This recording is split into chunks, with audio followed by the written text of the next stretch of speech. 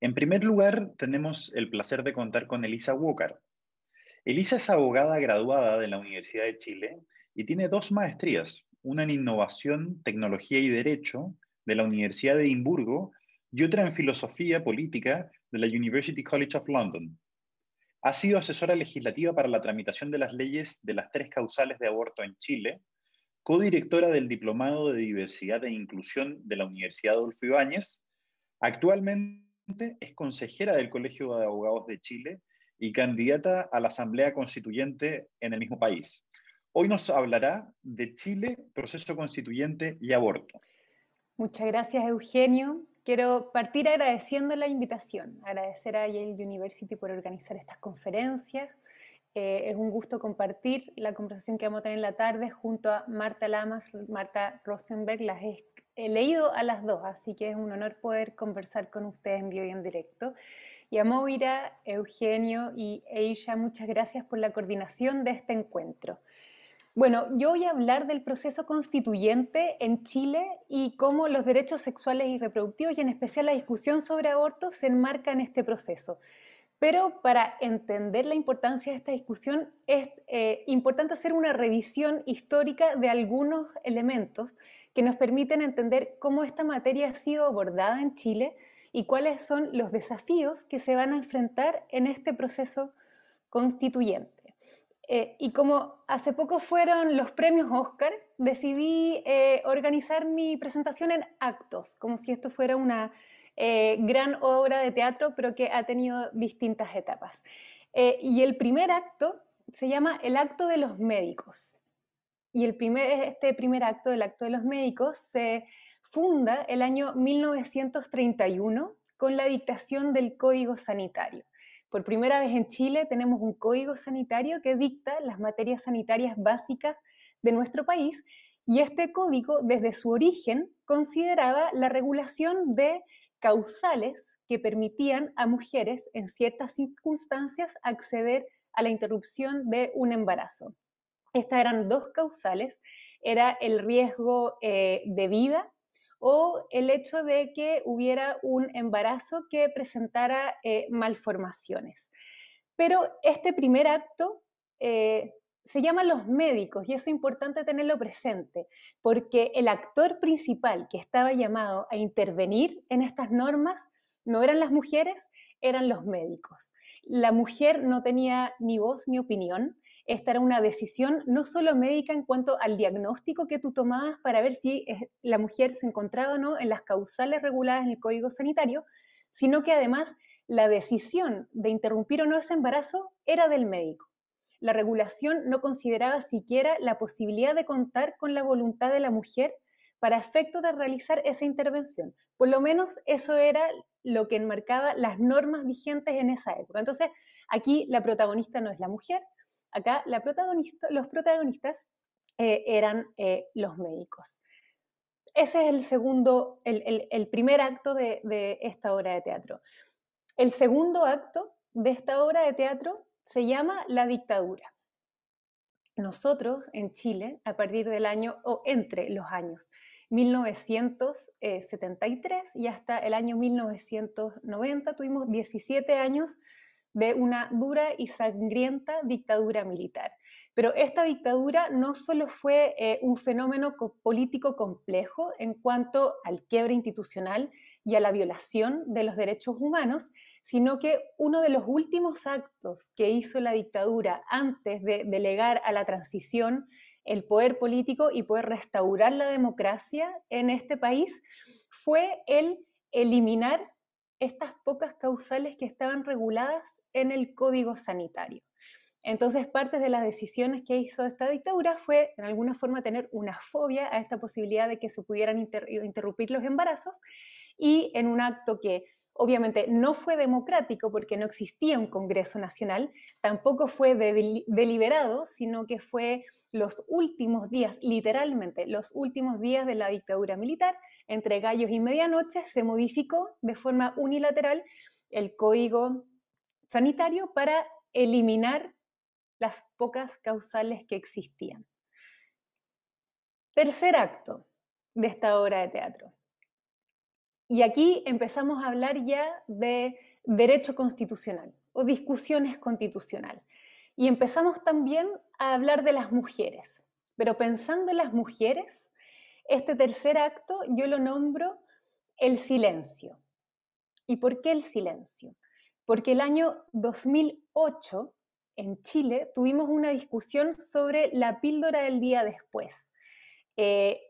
La interrupción del embarazo, como yo ya les dije, estaba prohibida en toda circunstancia, ¿verdad? Ese fue el legado de la dictadura dentro de otros horribles legados políticos. Pero lo que sí se permitía en Chile era la distribución de la píldora del día después y también la posibilidad de que las mujeres pudieran usar dispositivos intrauterinos, conocidos en Chile como la T de cobre, para efectos de prevenir embarazos. Pero bueno, el año 2008, el Ministerio de Salud dicta un decreto, que es un acto administrativo que se dicta con la sola voluntad del ministerio a cargo del área temática, o sea, no es un acto administrativo que se discute en el Congreso Nacional, pero obviamente tiene que ser siempre consistente y estar al alero de la Constitución y las leyes, ¿verdad? Esto es un acto administrativo, pero no es un acto arbitrario. Bueno, se dicta este decreto que permitía la distribución de la píldora del día después tanto en el mundo público, en la red pública de atención de salud, como en el mundo privado.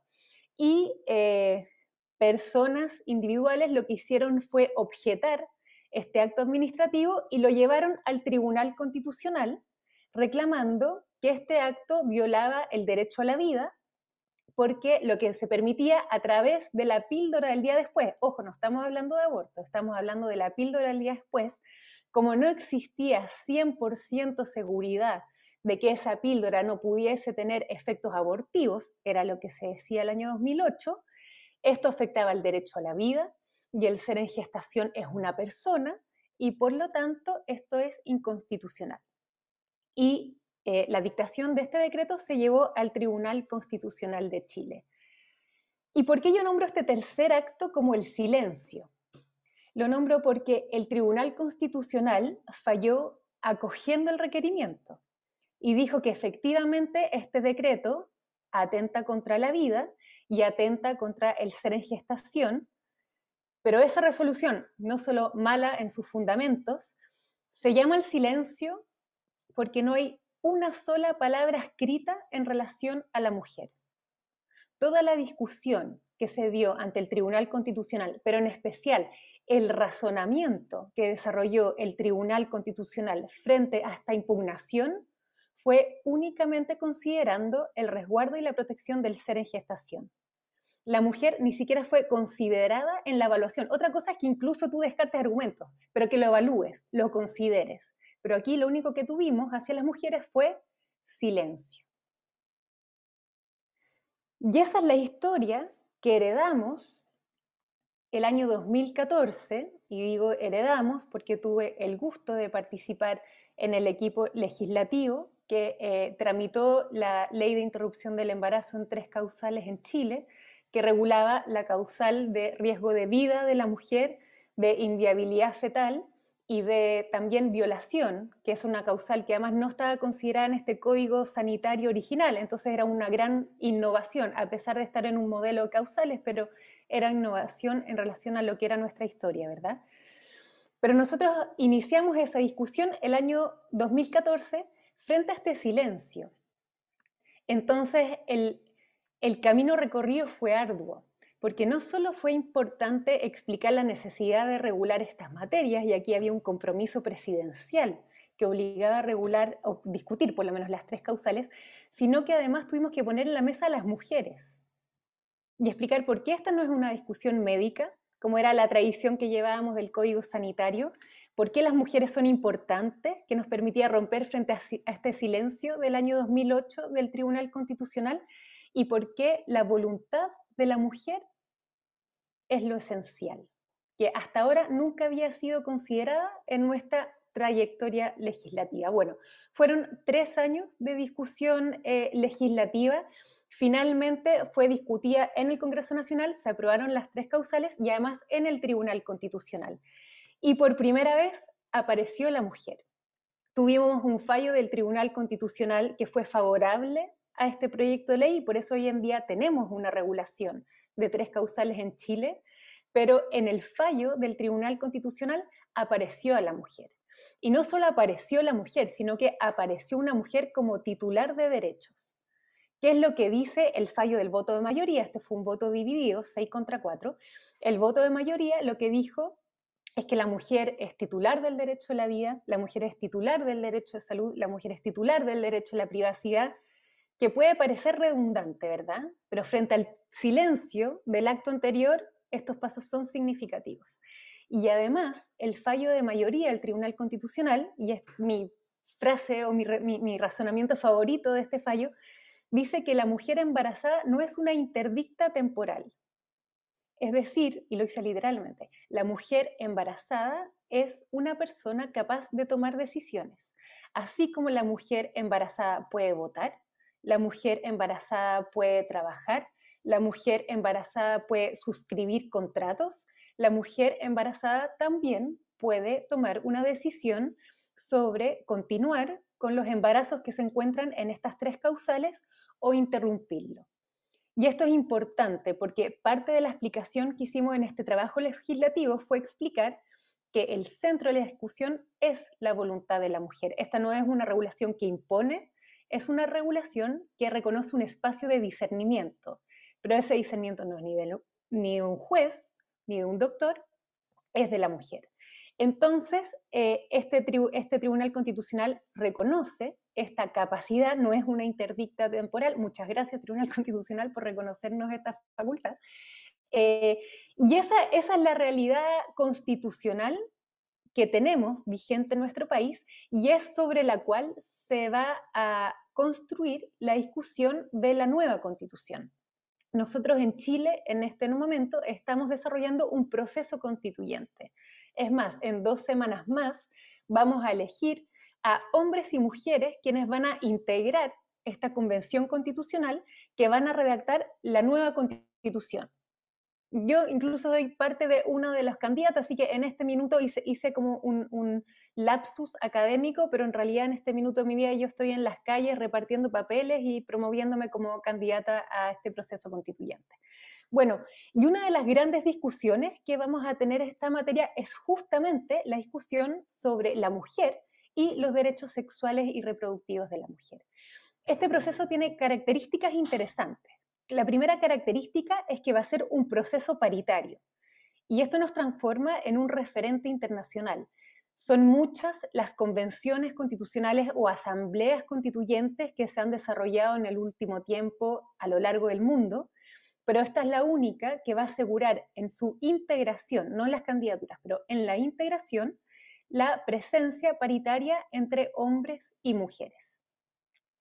Y, como les decía, sabemos que la discusión de derechos sexuales y reproductivos, la posibilidad de vincular este proceso constituyente con una eventual regulación de aborto en Chile, ya no con las causales que tenemos ahora, sino con un sistema de plazo que permita un periodo de tiempo para toda mujer que esté embarazada para decidir si continúa o no con aquel embarazo, va a ser central. ¿Y cuál es la discusión principal? Primero, ver si se regula expresamente en la Constitución los derechos sexuales y reproductivos.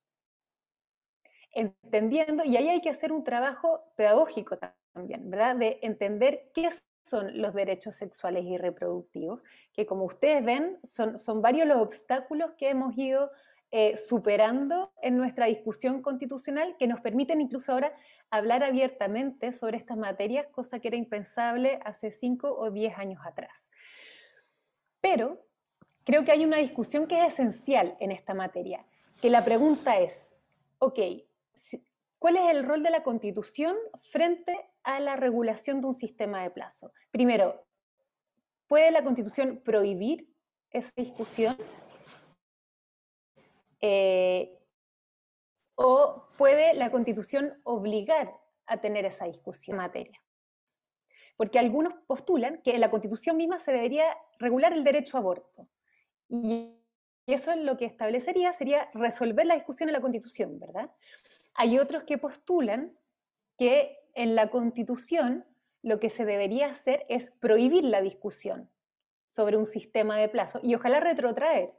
La verdad que esa postura no solo quiere prohibir el sistema de plazo, sino que le gustaría retrotraer las causales que tenemos en la actualidad. Y hay otros que dicen, bueno, regulemos los derechos sexuales y reproductivos como un derecho y que después el Congreso defina cómo este se lleva a cabo, cómo se regula a través de las políticas públicas, pero que la Constitución reconozca los derechos, pero por otro lado no prohíba la discusión. Y ya voy terminando porque creo, Eugenia, que me voy a pasar de mis minutos. Pero creo que, ya, bueno, me quedan unos minutos más. ¿Cuál es la discusión principal? Creo yo, ¿cuáles son las normas? Estoy perfecto, ya, tienen más rato conmigo. ¿Cuáles son las normas que habilitan la discusión en el Congreso Nacional? Yo creo, y para mí incluso como candidata, el norte central es entender que una constitución no puede impedir este ejercicio de deliberación colectiva, sino que hay que reconocerle al Congreso Nacional el espacio para definir cómo regula el aborto y en qué términos. Y obviamente, si queda una regulación expresa de derechos sexuales y reproductivos en la Constitución, es indudable que se facilita la discusión en el Congreso Nacional, ¿verdad? Pero algo que no les dije es que toda norma que se aprueba en esta nueva Constitución tiene que tener el apoyo de 2/3 de quienes integran esta convención. Y 2/3 es un quórum alto. Es un quórum alto. Y yo no sé, por ejemplo, si es posible, a través de este quórum, que tiene un carácter obviamente político, lograr que se establezca en la nueva Constitución explícitamente los derechos sexuales y reproductivos. Entonces, quiero ponerme en el segundo escenario. ¿Qué sucede si no queda expresamente regulados los derechos sexuales y reproductivos en la Constitución? Y ahí yo tengo claro qué es lo que no puede suceder o cuál es el argumento tramposo. Y creo que muchas personas, en especial grupos conservadores, van a promover, que es el argumento de que si los derechos sexuales reproductivos no quedan explícitamente regulados, porque además puede ser una derrota, porque van a ser discutidos, ¿verdad? O sea, van a ser discutidos y no van a lograr quedarse en el texto. Y muchos van a querer decir, que creo que fue parte de la discusión que se dio en Brasil, que eso implica entonces que no se puede regular un sistema de plazo, porque esos derechos no se reconocen. Entonces, ¿qué creo que es importante sobre esta materia? Entender que los derechos sexuales y reproductivos son una orientación hermenéutica, en el sentido que facilitan la comprensión de aquellas materias que tanto del ámbito de salud, tanto del ámbito de la educación y del ejercicio de la autonomía, dicen relación con la sexualidad y con la reproducción. Pero esto no quiere decir que si tú no regulas en forma expresa los derechos sexuales y reproductivos, estos desaparezcan, porque estos se subentienden como parte de lo que es el derecho a la vida de las mujeres, como parte de lo que es el derecho a la integridad física y psíquica, como parte de lo que es el derecho a la privacidad y tal vez otros derechos que se puedan discutir en esta nueva constitución, como es el derecho a la personalidad, por ejemplo, que no está regulado en la actualidad, pero que perfectamente, eventualmente, podría incorporarse en un nuevo texto constitucional.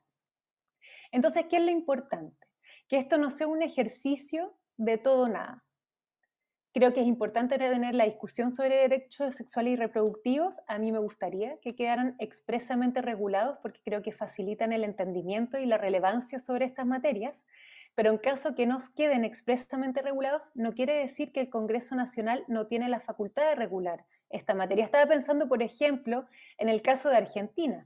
Argentina hace poco tiempo amplió su regulación, tenía un sistema de causales, ¿verdad? Y amplió su regulación a un sistema de plazo sin que su constitución actualmente reconozca en forma explícita los derechos sexuales y reproductivos. Marta, tú me corriges si me equivoco, pero creo que la Constitución argentina no los nombra explícitamente, pero no por eso no pudieron hacer esa deliberación.